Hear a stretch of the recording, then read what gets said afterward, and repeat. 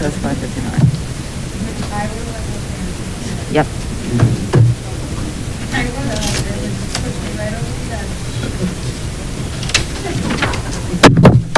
Call to order, please. 1.0 or 1.02, Pledge of Allegiance. Please join me in the Pledge of Allegiance. I pledge allegiance to the flag of the United States of America and to the republic for which it stands, one nation, under God, indivisible, with liberty and justice for all. Thank you. 1.03, adoption of the agenda. It is recommended that the agenda for December 8, 2021, regular meeting of the Board of School Trustees be adopted as presented. So moved. Second. Any questions or comments? All those in favor say aye. Aye. Motion carries. 2, recognition. Educational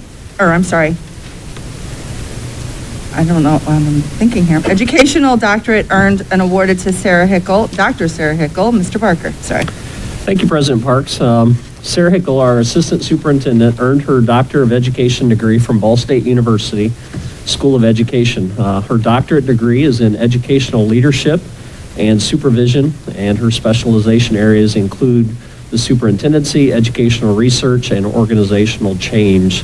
So we're very excited and proud of Sarah for this accomplishment. So congratulations to Dr. Hickle. It really is a huge accomplishment, and School City of Mishawaka is very, very proud of you for all the work that you've had to go through this process, and it's a great accomplishment. So on behalf of School City of Mishawaka, we just want to congratulate you and also give you a moment to say a few words if you would like.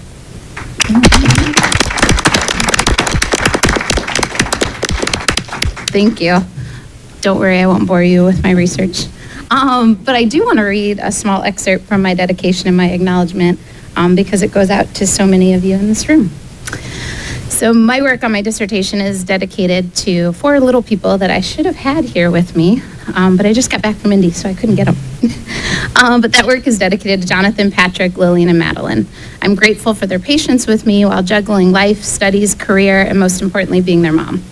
I may not have succeeded each individual day, but more than anything, I hope I modeled for them that hard work, perseverance, and love, above all things, make everything possible. On my first day of classes, a wise professor spoke about the supports necessary to successfully complete the doctoral degree. She shared countless stories of supportive spouses and families who carried the burden and cleared the way for their spouse or their loved one to be able to complete and find success in the dissertation. At that moment, my heart sunk, for I knew I didn't have that support system. But rather than being discouraged, I vowed to find a new path to success and dedicated every challenge and barrier that I overcame to those 4 little people that I cherished more than anything in the world. And that path became many of the people here in this room. I'm grateful to the many mentors in my life that have led me to and through this journey. Thank you to all my friends and colleagues at School City of Mishawaka. Your encouragement, patience when I was drowning, support, and belief in me made this possible. Without all of you, I would not have been able to be successful. Thank you for listening, for cheering me on, for sharing my workload, and for creating a workspace that prioritized me and obtaining my educational goals. I'm eternally grateful to all of you. Thank you. Congratulations, Sarah.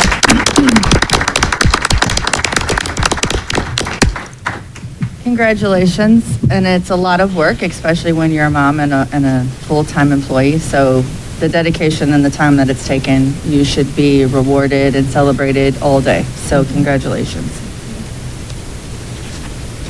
3 comments and questions from the floor. 3.01, representatives of school employees.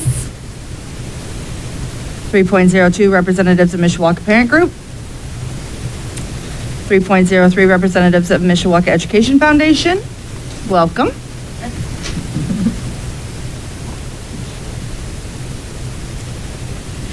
Hello, I'd first like to thank the School City of Mishawaka Board of Directors for letting MEF be representative tonight.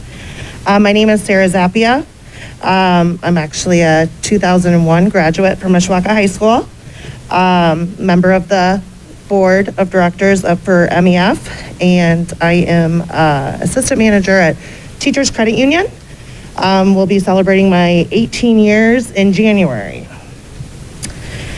In the last several weeks, MEF has partnered with Operation Homefront, a Veterans 501c organization that has partnered with Dollar Tree. Jane Wright has become their area representative, and therefore MEF has picked up and distributed over 15,000 worth of new toys for our children to enjoy for the holidays. We hope this also helps our staff to not have to purchase holiday gifts from their paychecks. An update on the SCM MEF mobile teacher store. It is that it is being made and shelving installed as we celebrate. This will be a donation to SCM and from MEF via Discovery Cargo Trailers. All of our staff will receive free shopping in the spring. The MEF annual giving campaign is kicking off this week. Generosity is encouraged. Happy holidays to all of you from the Mishawaka Education Foundation. Thank you. Thank you. 3.04, general public, and we have no one signed up. 4, consent agenda. 4.01, approval of the minutes of the November 10th, 2021 meeting of the Board of School Trustees. It is recommended that the minutes of the November 10th regular meeting of the Board of School Trustees be approved as presented. 4.02, approval of the minutes of the November 8th, 2021 executive session of the Board of School Trustees. It is recommended that the minutes of the November 8th, 2021 executive session of the Board of School Trustees be approved as presented. 4.03, approval of bill warrants and payroll. It is recommended that the bill warrants and payroll in the amount of $4,951,038.10 be approved for payment from the appropriate funds. 4.04, acceptance of donations. It is recommended that the School Board of Trustees accept the donations as listed and documented. 4.05, approval of the October financial report. It is recommended that the board approve the October 2021 financial report as presented. 4.06, approval of the consent agenda. Is there a motion? So moved. Second. Any questions? All those in favor say aye. Aye. Motion carries. 5, vision initiatives. 5.01, roadmap to recovery update. Mr. Barker, Mr. LeBon. Thank you, President Parks. As Mr. LeBon is coming up tonight to present information to you as we do in each of our meetings, I would just like to commend him, Darlene Cochran, Jenny Sanders, and Jerome Calderoni. They have gone above and beyond throughout this pandemic and in the way in which that they have served our school staff and community. And I think tonight, especially, you're going to see some updates on testing numbers and the number of tests that we've been providing out of School City of Mishawaka through our drive-up service testing site that we have here really has been remarkable. And we've been able to do that on the backs of these 4 good people, and they've done a great job of really creating a good environment for people to come through and get good care. And we appreciate that. We're not, a hospital by any means, but I think we've done a good job with the people that we've had here serving our community, and I commend all of them for their efforts. So thank you, Mr. LeBon. Thank you. Good evening, everyone. There we go. Today, the St. Joe County Department of Health, the metrics, they were reported 2 of the 3 that are in red. Obviously, that third category, or that third metric there being our vaccination rate, it can no longer be in the red. It will only continue to improve. But as of this afternoon, the county vaccination rate reflects 53.7%. Just for a point of reference, at our last board meeting that we held on November 8th, the number of new cases per 100,000 residents, that reflected 266.7, whereas as you can see, as of this afternoon, that number now looks like 639. And our countywide percent positivity has nearly doubled since last month and currently sits at almost 17%. Looking at the 2 Indiana State Department of Health metrics, St. Joe County's weekly 2-metric score and the advisory level have both moved into the red at a 3.0, and that nearly mirrors the third external metric that we continue to monitor, which is that from the CDC, which keeps St. Joe County in the red category, or one with high community transmission, for the week of December 1st through December 7th. That said, we're obviously seeing some pretty unfortunate shifts in the data across the map, and there have been different points throughout the pandemic where our internal data has mirrored that, And there have been different points where our internal data has countered what has been happening locally and across the state. Unfortunately, this time we are seeing similar trends to what's happening locally and at the state level inside of the district.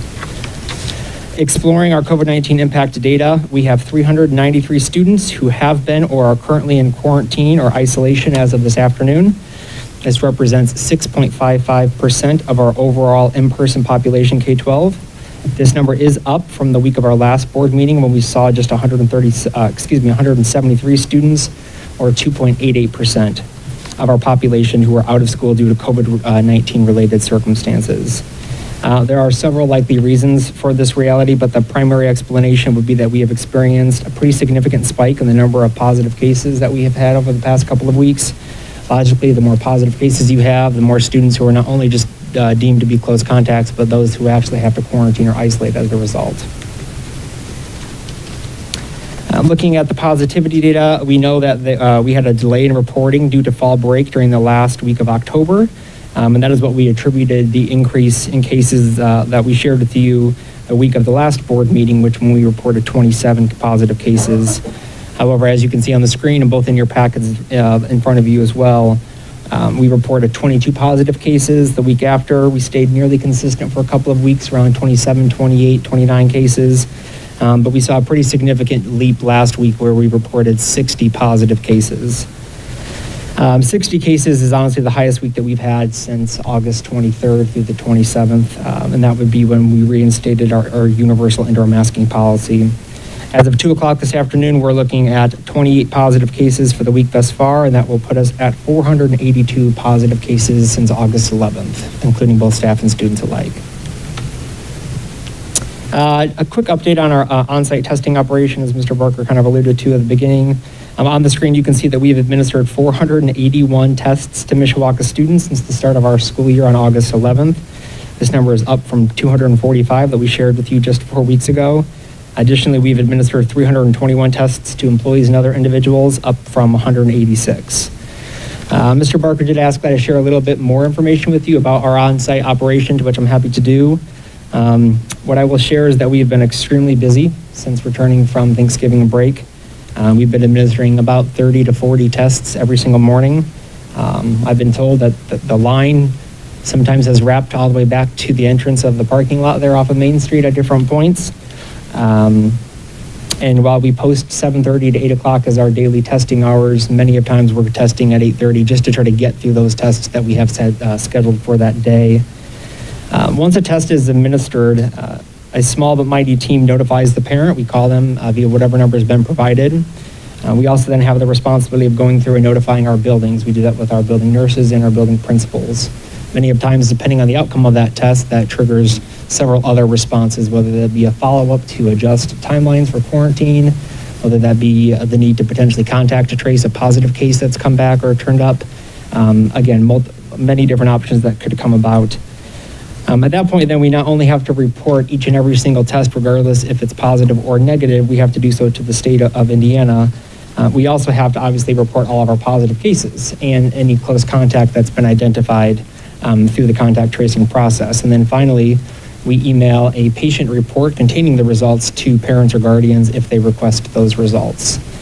I'm a little biased, obviously, but I think that we run a pretty efficient operation, but I will be honest that it is an extremely time-consuming process.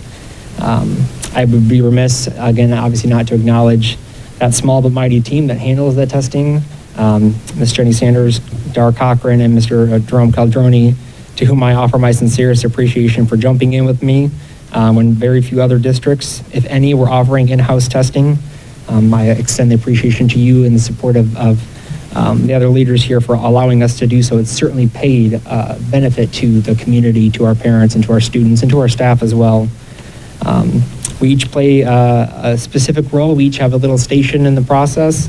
And since we started our operation back in December of 2020, we've administered just over 800 COVID-19 tests, roughly 700 of which have been administered since the start of the school year. Quickly, I did want to update the board and announce publicly that we did add another opportunity to receive the first, second, or the booster dose of the Pfizer vaccine to any interested individual ages 5 years old and older. December 9th and December 30th from 3 to 6 p.m. in the Emmons Elementary School Gymnasium. Anyone who is interested in receiving any of those doses should visit mishawakaschools.com/immunizations for more information or to register for one of those clinics. At this time, I'm going to turn it back over to Mr. Barker. Thank you, Mr. Levon. You bet. As you all followed the week of Thanksgiving, the Indiana legislature convened for a special session and had discussion about trying to meet some requirements from Governor Holcomb regarding what he was requesting to end the public health emergency. Long story short, they were not able to come to an agreement as to how that should work. As a result of that, the governor extended our public health emergency right now, currently through January 1st. I would expect that will be extended again at that time, based upon they won't be back in session until about mid-January. So it looks like the public health emergency will extend at least through sometime in January. And then that's under the assumption that legislators can agree on what that looks like regarding the vaccine mandate specifically, I think. So as a result of that, that put us back to where we are continuing with our mask required environment for all school city of Mishawaka activities, both in and outside of school hours, regardless of vaccination status. And, you know, as you know, our goal throughout all of this is to keep our people healthy, to minimize the number of people, students and staff who are quarantined, and first and foremost also to have 180 days of in-person learning. So we'll continue to do that. I do believe there's some potential relief coming from the CDC in regards to the control measures for contact tracing and quarantining that we could see in maybe possibly January from what we're being told. But until that happens, we need to stay the course with where we're at. And so that's our recommendation tonight to you, that we would approve the roadmap to recovery plan update as presented. So moved. Second. Any questions or comments? I would say this, I had to go through the testing facility with my daughter, and it is very efficient. It is very quick. I was very impressed. Corey is not a doctor, but he should have been, because his bedside manner was lovely. So, but the end goal here is, as Wayne said, is to stay in school. And if wearing a mask and it keeps us in school, then I'm all about it. And I appreciate all of the work that you guys are doing, and kudos to the team. So, if there are no other questions or comments, all those in favor say aye. Aye. Motion carries. Thank you. 5.02, planning for preferred future of educational excellence, Mr. Barker. Just want to give you a quick update on the work of the High Priority Facility Needs Work Group and our progress regarding the Community Collaborating Committee. We did meet in late November with the High Priority Facility Needs Work Group, and at that meeting, Dr. Bruce Staley presented on a capacity study that he has worked on with our building principals, and then also Mr. Brown, our coordinator of fine arts, also presented information as to the needs and priorities of the fine arts department. At our next meeting, which we will not meet in December with the high priority facility needs, they're off in December. We'll come back in mid to late January. And at that meeting, the folks from Avonmarsh, Wygan, and MCOR will be presenting information from the facility assessment that they've been working on. And that will really get into the nuts and bolts of looking at our buildings, seeing dollar signs attached to different priorities, and helping them to then create the list of priorities to make a recommendation to the board regarding a possible referendum. We have met with our chairs. I announced last meeting that our chairs of the Community Collaborating Committee would be Kate Volker and Chuck Lehman. And we've worked with them now to identify the members of the committee. I'm going to be meeting with them, with potential committee members, to confirm if they have interest in serving on the committee, and hope to bring that to you at our second board meeting in January. So January 19th, I believe, I hope to have a recommendation for you regarding the Community Collaborating Committee, and that those folks have confirmed their involvement. And then their work will begin in March, and then they'll be meeting really almost monthly beginning in March of 2022. So probably won't have anything to report to it at that first board meeting in January, but hopefully we'll have a list of names for you to approve, along with a process for the community collaborating to approve as we get into that second meeting in January. Thank you very much for the information. 6, reports and discussion items. 6.01, October financial statements and monthly comparison. Mr. Newman, are you there? Yeah, can you guys hear me? Perfect. Unfortunately, I can hear some of you very well, and I cannot hear others. So bear with me if you guys have any questions. I might not hear you. As usual, stop me at any time. Matt, if you could bring up the education fund for me, please. The biggest thing I wanted to point out, and we're going a little bit in reverse order, because later in the agenda, I'm going to ask the board to approve a resolution that modifies the dollar amount that we're transferring from the education fund into the operations fund. So you'll see within the education fund sheet, there's no transfer for the month of October, nor will there be in the months of November or December, should the board approve that resolution later this evening. Again, however, you'll see that there's no transfer in October. Overall salaries and benefits, pretty in line with where we would expect to see them. It was a 3-pay month, but again, because we didn't make that transfer into the operations fund, our cash balance actually grew by about $80,000. So our education fund finished the year finished the month of October just under $7 million in cash balance. So again, the big thing being, and we'll talk about this again when we get to the operations fund, but being that transfer not being made in the month of October. Matt, if you could scroll forward to the referendum operating fund. Again, not much to discuss for this month. Salaries and benefits about where we would expect to see them. $1.1 million in cash balance. But again, when we get to December, we'll repay $532,000 in principal on a tax anticipation warrant. Matt, we can skip the debt service fund and the capital debt service fund and go to the operations fund. And so once again, in the operations fund, you'll see no dollars coming in from the education fund, again, because we're going to reduce that transfer amount for calendar year 2021. Salaries, well below. We would expect salaries to be right in the 80% year-to-date range. We're only at about 70%. Again, that's because we have those custodian salaries being shifted into our ESSER 3 stimulus funds, which again is why we're able to lessen that transfer from the education fund. As of October 31st, I put down in the note, we've offset about $724,000 of custodial salaries and benefits from the operations fund into that ESSER 3 fund. Again, that's as of October 31st. But ending the month of October, just under $3.7 million in our operations fund. School lunch fund,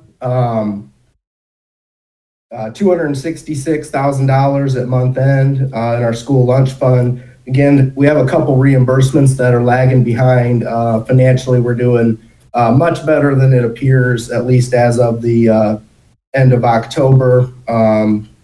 Again, I expect when we get through the end of this school year, again, that our cash balance and food service will catch up and we'll actually have a higher cash balance than what we started the school year with. So that's the school lunch fund. Not much activity in the curricular materials fund, just some small purchases and then some revenue as we start to see some fee money come in again in the month of October.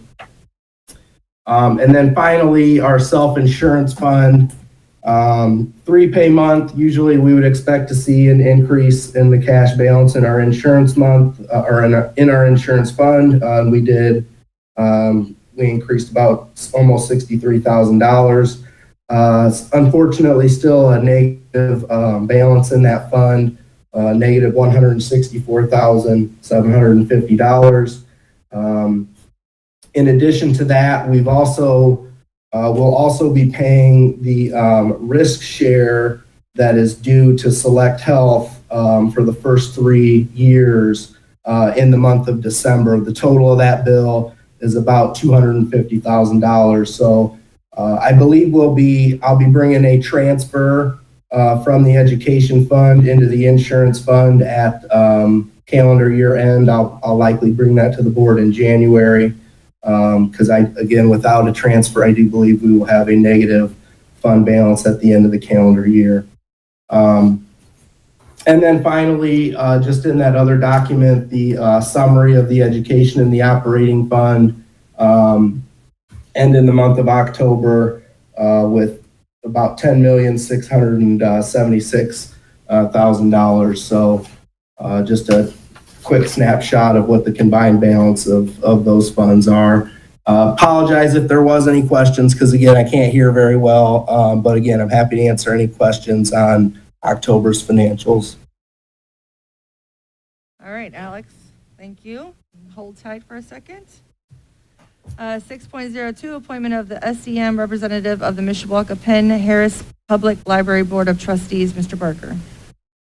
As you know, this board is responsible for the appointment of an officer to the Mishawakapen Harris Public Library Board of Trustees. And so tonight we are recommending that the board approve the appointment of Mrs. Dee Dee Gerber to that board for a 4-year term beginning January 1st of 2022. So moved. Second. Any questions or comments? All those in favor say aye. Aye. Motion carries. 6.03, donation of Pagoda to Mishawakapen Harris Public Library Board of Trustees. Mr. Barker. Thank you. As you probably also know, the Pagoda has been in possession of the library for quite some time now. And all that they're asking for is, instead of that now being on a loan from the Hannah Lindell Children's Museum, it now become a permanent property. So we're asking the board tonight to consider the donation of the Pagoda to the library as presented. So moved. Second.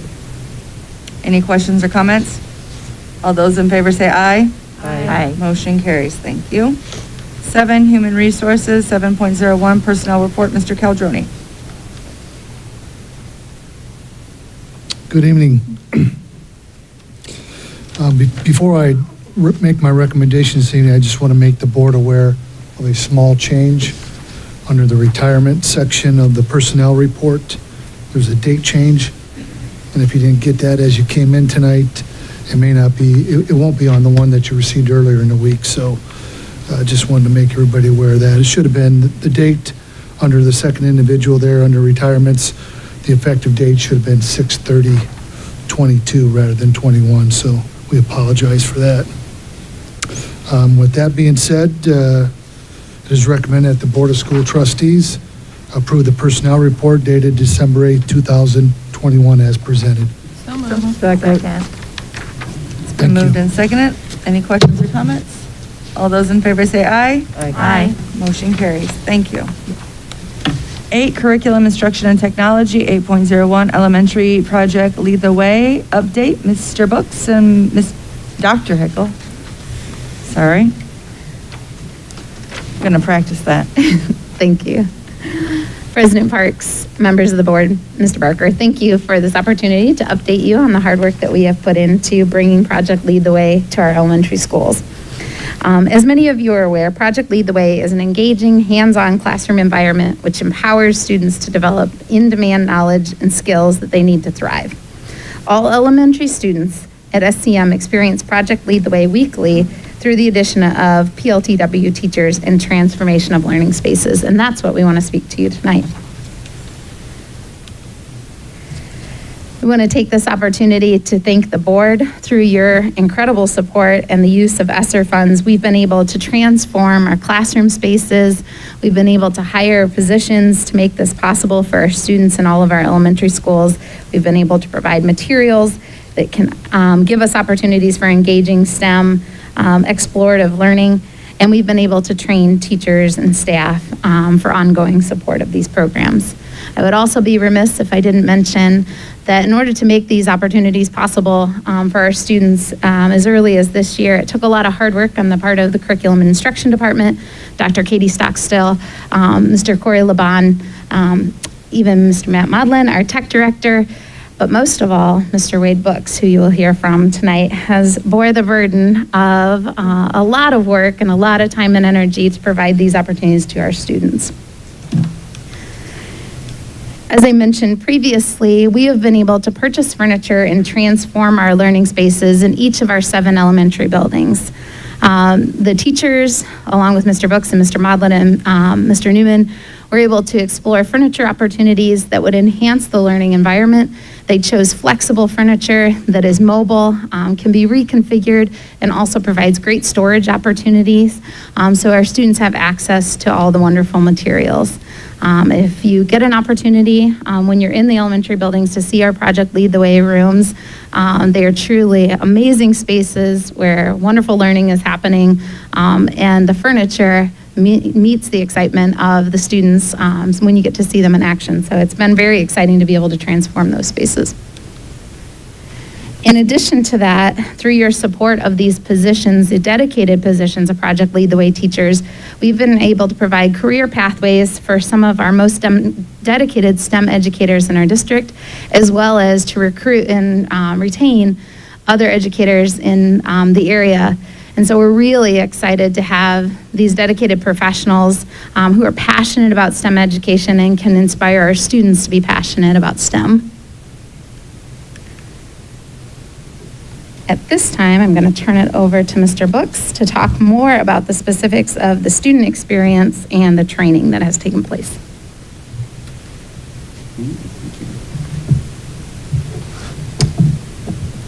Thank you, Dr. Hickel. It's fun to say. That's fun. I like that. So I'm going to talk a little bit about the work that we have been doing for Project Lead the Way at the elementary level.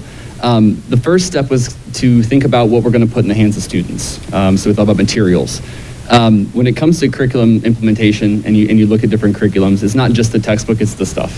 One thing with project-based learning, which is the model this kind of wraps itself into, we want to provide a good hands-on experience for students to be creative, but also to problem solve. And so a lot of the stuff that we see both in these pictures as well as the other modules that we work through, try to work through that. So specifically in this picture, you get to see a lot of different kids doing a lot of different things. On the far left, we have students designing animals based on variations of traits. That gets delivered to our 3rd and 4th graders this year. On the far right, we have a group of 2nd graders working through pushes and pulls. The rocks were not purchased, those were found outside. So we get a little creative with some stuff sometimes. The middle one then is our Vex Kits. So our 6th graders currently are going through Vex Robotics as they work on building a robot to solve different problems and use some of the kits doing that. One thing we found with these materials is when we get them, just like anything, it takes a little bit of adaptation and work to make them work the way we want them to work. And so, there's a lot of assumptions that we make when we first get things, and our PLTW teachers have done a phenomenal job of collaborating at least once a month, but realistically all the time. I love their email threads, and I'm not being facetious there. I love watching their collaborations. They're like, hey, we have this, how do we use this? And they've been phenomenal having those conversations, so they've really rose the occasion with that. As far as training, Dr. Hickel did mention a little bit of the training we've done. Just to kind of backtrack a little bit, starting 2 years ago, we did pilot launch at the elementary school with a few teachers. All that training was delivered by Project Lead the Way. I myself at the same time went through that process to be trained in delivering this content. The training is pretty rigorous. It's to just teach the curriculum and to have access to it, because it's not the actual books and the teacher and the student kits are all online. They're not actual things we can hold in our hands. It's 8 hours of synchronous live training and then 8 hours of asynchronous training.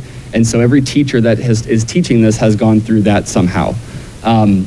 At that point in time, I also went through launch lead training, another 8 hours of, of live, another 8 hours of asynchronous, and that is to train teachers how to teach PLTW. The purpose being that PLTW, when you get this stuff in your hands, they want to make sure that you're going to deliver it well to students. Our students deserve that experience, and so everything that went into their training is all about using these curriculum materials well. Since that time, we roll into this school year, we train our 6 PLW teachers to deliver specials. Those 6 teachers have also gone through Launch Lead as well, and so as we continue this process, they'll be able to train any other teachers at SCM, saving a huge cost burden of having to go out and have trainers. We have people in-house that can do that now, besides just myself. The additional piece was this summer we had 12 general ed classroom teachers who went through training with myself to be able to deliver modules that aren't being done in Project Lead the Way Special in the classroom. So there's so many modules that are deliverable from launch that they're actually doing some more work in the classrooms. And those 12 teachers are just kind of starting and really getting into things second semester. So we hope to keep those cohorts going each summer to deliver the great content both in the special as well as in the classroom.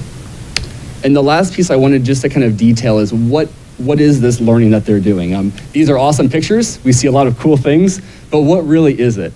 Project-based learning in general that's delivered through PLTW focuses on hands-on experiences, focus on in-demand knowledge, that's knowledge that we see in the real world, and focuses on solving problems. And so at the beginning of each module, you see questions like the one on the top right. This one, fortunately or unfortunately, depending on your perspective, is called infection detection, which focuses on the spread of viruses and bacteria through a school, which was not picked on purpose, but kind of worked out. So we found a lot of background knowledge from our students and staff as we dove into that. But questions get asked at first of the kids of what do we want them to know? As time goes on, then we do some activities that kind of build knowledge around those types of questions. And then the students start making meaning of that knowledge by engaging in a project and then trying to solve a problem. All of that then attempts to answer the questions that are listed on the top right for each module. And so everything that we do is hoping to solve real world problems. So when kids leave, they have some experience and they feel like they actually can make a difference using the knowledge that they gained. Really a lot of real world application. So to wrap things up, I will give it back over to Dr. Hickle.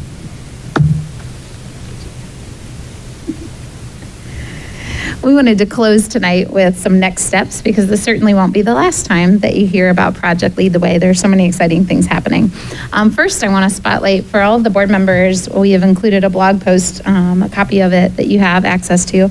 All of you in the audience, it can be accessed on the Project Lead the Way website, but our much too humble Mr. Books deserves some recognition. He was chosen as a spotlight blogger for Project Lead the Way and was able to highlight the great work that he has done and led in our district to provide Project Lead the Way experiences, not just as a special, but truly as a targeted approach to closing the achievement gap. So if you have time, it's well worth the read to look at the experience through his eyes and the retelling of that story and what that has been like for our students. So some of our next steps are that we will continue to train and support new and veteran Project Lead the Way teachers. That includes the teachers that are providing it through the Project Lead the Way experience as a special, but also bringing more and more gen ed teachers into the fold so that we can truly have immersive experiences for our students. We will continue to ensure alignment between John Young and Mishawaka High School so that we have vertical articulation from K to 12 for our STEM experiences, truly to support the pathways that we provide at MHS. In addition to that, the work of Project Lead the Way will help us as we pursue STEM certification at both our elementaries as well as John Young, and that speaks to that articulation or that vertical articulation. And then finally, we'll continue to expand experiences for our elementary students so that they can continue to have these hands-on problem-based learning experiences and they continue to have exposure to STEM. So we thank you for your time tonight. If you have any questions, we'd be happy to answer them. Well done. Thanks for the update. 9, business and operations, 9.01, declaration of obsolete property, Mr. Modlin.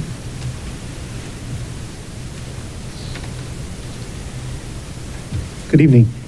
School City of Mishawaka owns some outdated, broken, or broken technology equipment that is no longer operable or repairable. The items on the attached list include computers, monitors, tablets, printers, miscellaneous audio-visual equipment, and other various devices. The attached report covers items recycled during the period of May 7th, 2021 to November 4th, 2021. It would be recommended that the Board of School Trustees declare the listed technology equipment as obsolete property per IC 522-22-8. So moved. Second. Are there any questions or comments? All those in favor say aye. Aye. Motion carries. Thank you. Thank you. 9.02, recommendation to revise Education to Operations Fund Transfer Resolution 2021-012. Mr. Newman. Thank you, President Parks, members of the board. For your approval this evening is a resolution that modifies the amount that we're transferring from the Education to the Operations Fund for calendar year 2021. The school corporation began utilizing ESSER 3 funds to pay for custodial salaries and benefits starting in July. That shift in expenditure will reduce the overall expenses in the Operations Fund, which will allow the school corporation to transfer less from the Education Fund.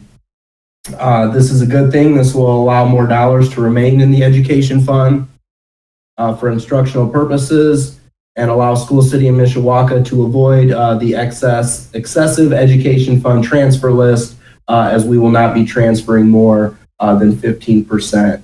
So in other words, at the start of the calendar year, the school board approved a resolution for the business department to transfer $8 million in calendar year 2021.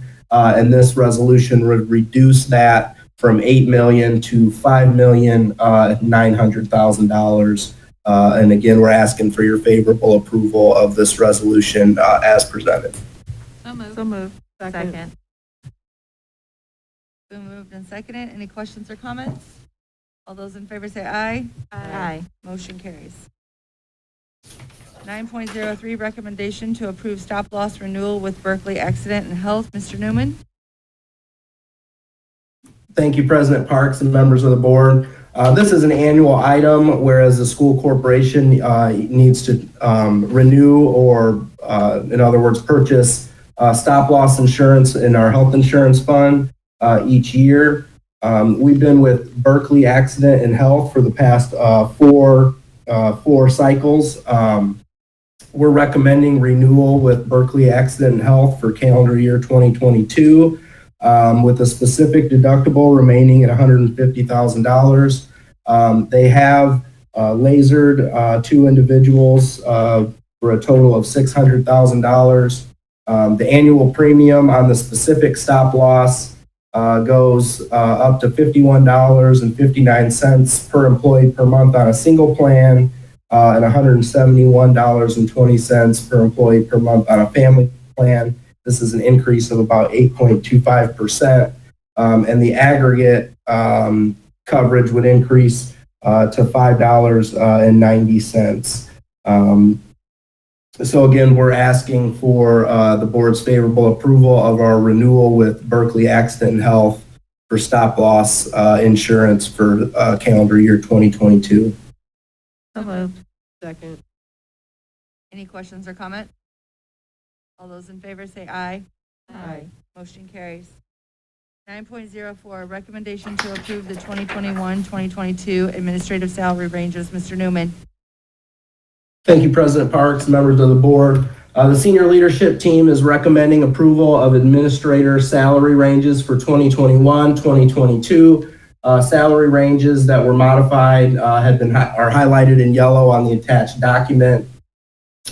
For certified staff, the overall number of certified administrators was reduced from 34 to 33 with the reduction of one assistant athletic director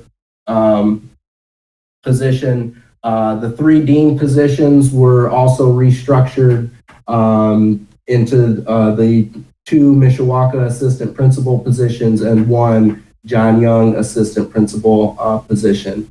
In the non-certified category, We are modifying the title of the benefits coordinator to include reference to the wellness responsibilities that position has picked up. And overall, we did reduce the number of non-certified staff by one position with the absorption of the project manager position into the chief communications officer position with Jen Smith. However, we do currently have one ad in the tech department as a temporary ad that's being funded with ESSER funds. So overall, that category, we remain the same with the same number of employees. The baseline increase for administrators this year was a 3.5% increase. We did have some that received additional that were due some catch-up pay. The average increase for an administrator who was eligible for an increase, again, was just over 4%. So again, happy to answer any questions the board may have, but we're asking for your approval of these ranges as presented. Second. Any questions or comments?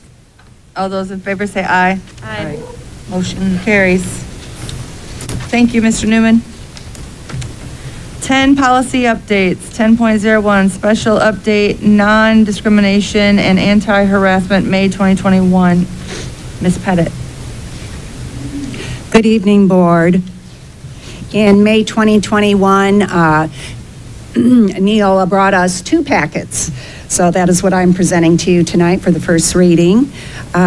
These policies were revised or replaced to maintain consistency in procedures for bringing complaints of discrimination and/or harassment and the grievance process, bringing them up to date to comport with the new Title IX policy and administrative guidelines.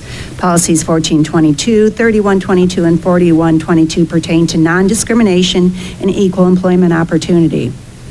142202, 312202, and 412202 pertain to non-discrimination of the employee based on genetic information. Policies 1623, 3123, and 4123 pertain to prohibition against disability in employment. 1662, 3362, 4362, and 5517 pertain to maintaining an education and work environment that is free from all forms of unlawful harassment. Policy 2260 pertains to non-discrimination and access to equal educational opportunity. And Policy 2260.01 places particular emphasis on protections for students who are identified as having a disability under Section 504 and ADA. This includes accessibility to qualified individuals with regards to facilities, programs, and activities with an emphasis on vocational education. Okay. 10.02 policy updates, volume 33, number 2, May 2021. Bylaw 112 has been updated to reflect that we not only educate students that are SCM residents, but that we allow transfer students as well. Policies 1220, 3120, and 4120 have been revised to update anti-nepotism provisions and reflect that the qualifications for teachers have changed with the passage of Every Student Succeeds Act. Policy 2240 has been revised to limit discussion of controversial issues to topics related to the curriculum and to remind teachers of the importance of maintaining the role of exemplar when expressing personal opinions in the classrooms. Policy 2266 has been revised to reflect the recognized definition of rape as of January 2021. Policy 4425 is a new policy for nursing mothers pursuant to federal law. Policy 4430 just has a technical correction. 5111 has been revised to include information regarding the verification of Indiana residency and documentation as required by the IDOE for the ADM count. And Policy 6250 incorporates the requirements for this verification. Policy 5410 has been revised to clarify that the corporation has an obligation to ensure any decision regarding retention is made in accordance with the student's IEP or service plan. Policy 7440.01 has been revised to allow a corporation to use pre-recorded lessons or observations of online or virtual learning sessions as part of an employee's evaluation. Policies 7450 and 7455 have been revised to continue the Office of Management and Budget's push for results-oriented accountability for grants, significantly rewrite the sections on procurement, and attempt to clarify prior requirements, including provisions related to period of performance and indirect costs. Policies 753002 and 8606 have been revised to comply with HEA 1070 and Indiana Code 912859 for appropriate use of cell phones. 8500 has been revised to prohibit stigmatizing students who lack the funds to pay for their meals or have unpaid meal charges. 8510 has revisions to reflect updated requirements for evaluation and review of corporation wellness policies. And Policy 5610, suspension and expulsion of students, has been revised for the board not to hear expulsion appeals. They now must be filed with the county court. And that's all I have for you this evening. Thank you. Thank you. 11, communications. 11.01, public announcements. The John Young Orchestra concert is December 9th, 2021 at 7 p.m. at Mishawaka High School. The Mishawaka High School winter concert is December 14th, 2021 at 7 p.m. School City of Mishawaka elementary schools will be closed for winter break from December 23rd through January 5th, 2022. The Administration Center, Mishawaka High School, John Young Middle School will be closed December 23rd, 24th, and the 31st of 2021. The next regular meeting of School City of Board of School Trustees is January 5th, 2022 at 6 p.m. at the Administration Center. If there is nothing else to come before the board, this meeting is adjourned.